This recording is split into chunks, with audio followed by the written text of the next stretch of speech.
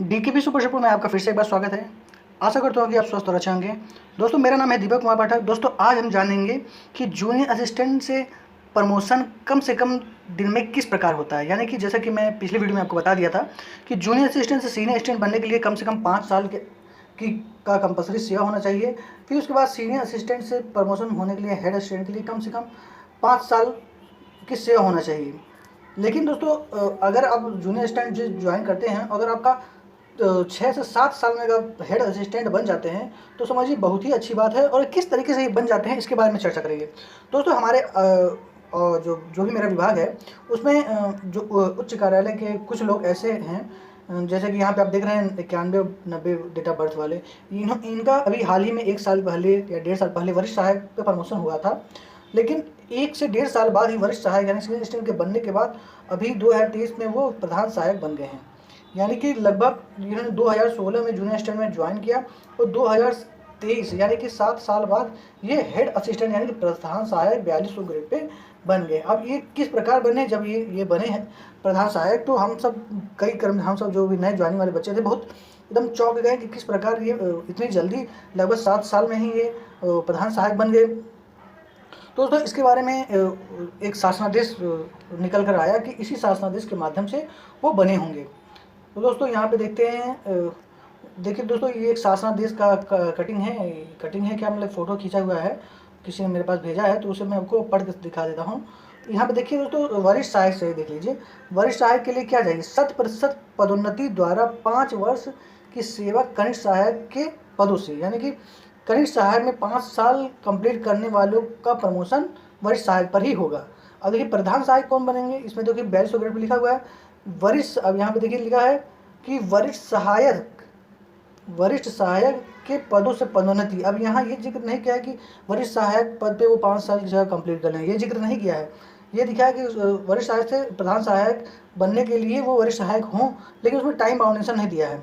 लेकिन यहाँ पे जब चौथे नंबर पे आप जाएंगे कि प्रशासनिक अधिकारी बनने के लिए, तो यहाँ देखिए लिखा हुआ है कि 100% पदोन्नति द्वारा 5 वर्ष की सेवा वाले प्रधान सहायक। यानी कि प्रधान सहायक किस पद पर 5 साल की सेवा उनकी कंप्लीट हो जिसकी होगी वो प्रशासनिक अधिकारी बनेंगे। अब जो मैं पिछला आपको लेटर दिखाया उसमें वो इसी रूल से बने हैं कि वो वरिष्ठ सहायक, उनका 1.5 साल पहले वो वरिष्ठ सहायक यानी सीनियर असिस्टेंट बने थे, लेकिन उनके कार्यालय में हेड असिस्टेंट का पद रिक्त था, यानी कम था। मान लीजिए आपके कार्यालय में 4 हेड असिस्टेंट का पद है, अब 4 हेड असिस्टेंट कम से कम होने चाहिए, और आपके कार्यालय में एक भी हेड असिस्टेंट नहीं है और आप सीनियर असिस्टेंट हैं, तो उस दौर में उस कंडीशन में आपका हेड असिस्टेंट में प्रमोशन कर दिया जाएगा। मान लीजिए आपके कार्यालय में 3 सीनियर असिस्टेंट है और हेड असिस्टेंट एक भी नहीं है, हेड असिस्टेंट का पद खाली है, तो आपके हेड असिस्टेंट कहीं से ट्रांसफर कर आपके कार्यालय में नहीं आया है, तो वो पद रिक्त न रहे, इसीलिए इस कंडीशन में वरिष्ठ सहायक से हेड असिस्टेंट यानी कि प्रधान सहायक के पद पर पदोन्नति की जा सकती है।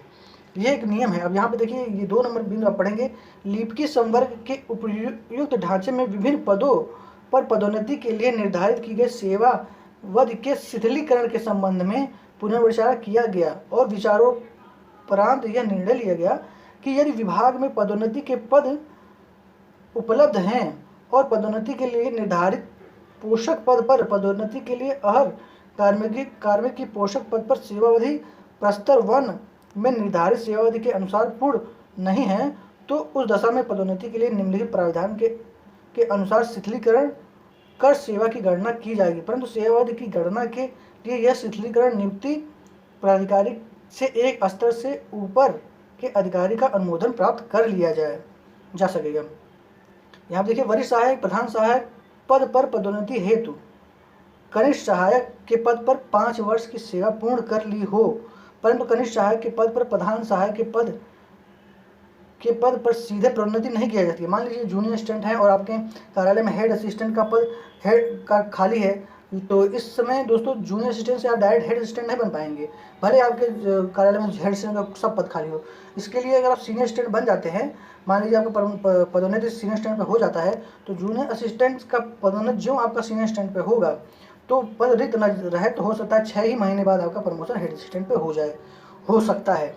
ये हर जगह नहीं होता है, लेकिन अधिकतर देखा जाता है उच्च कार्यालयों में। मान लीजिए आपका कार्यालय चीफ ऑफिस का कार्यालय है, मुख्यालय कार्यालय है, तो अधिकतर ये रूल होता ये देखा जाता है, क्योंकि जो बड़े बड़े ऑफिस होते हैं, अच्छे ऊंचे ऊंचे कार्यालय होते हैं, उसमें कर्मचारी की अधिकतर कमी हो जाती है। अक्सर वहाँ पे कर्मचारी की कमी पाई जाती है, इसलिए वो अधिकतर जूनियर असिस्टेंट से जल्दी वो सीनियर असिस्टेंट बन जाते हैं, और सीनियर असिस्टेंट से टाइम से ही वो हेड असिस्टेंट वो प्रमोशन हो जाते हैं। तो ऐसा हमारे जो मुख्य कार्यालय है, जो मेन कार्यालय है, चीफ कार्यालय है, वहाँ पे इस दशा में देखा गया बहुत जल्दी जूनियर असिस्टेंट, अभी जल्दी उनका सीनियर असिस्टेंट प्रमोशन हुआ, लेकिन पद न अधिक होने की वजह से उन्हें हेड असिस्टेंट बना दिया गया। तो ये ये है नियम है। अब यहाँ पे दूसरा बिंदु आप पढ़ सकते हैं, प्रशासनिक अधिकारी पद पर पदोन्नति हेतु कनिष्ठ सहायक तथा वरिष्ठ सहायक प्रधान सहायक के पद पर सम्मिलित रूप से न्यूनतम 10 वर्ष की सेवा पूर्ण कर रही हो। कहने का मतलब कि अगर प्रशासनिक अधिकारी आपके कार्यालय में प्रशासनिक अधिकारी का पद रिक्त हो रहा है और आपके कार्यालय में कोई प्रधान सहायक है, तो वो 5 साल का प्रधान सहायक वो पद उसका हो गया रहे, और या तो उनका कनिष्ठ सहायक तथा वरिष्ठ सहायक, जूनियर असिस्टेंट, सीनियर असिस्टेंट और हेड असिस्टेंट, इन तीनों को मिला के 10 वर्ष की सेवा उनकी कंप्लीट हो चुकी है किसी के, तो वो सीधे तौर पर प्रशासनिक अधिकारी ईओ बनाए जा सकते हैं। तो ये था एक जियो, जो अब हाल ही में मेरे ऑफिस के कुछ लोगों का प्रमोशन हुआ है।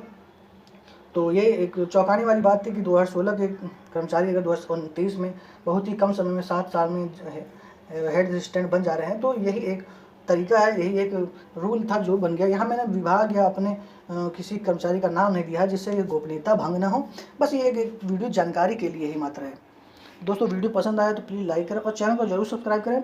और दोस्तों वीडियो को अगर लाइक कर रहे हैं तो चैनल को जरूर सब्सक्राइब कर लीजिए, क्योंकि लिए जो भी मैं वीडियो डालूंगा तो आपको बहुत ही इंफॉर्मेटिव वीडियो डालूंगा और आपके लिए बहुत ही महत्वपूर्ण होगी।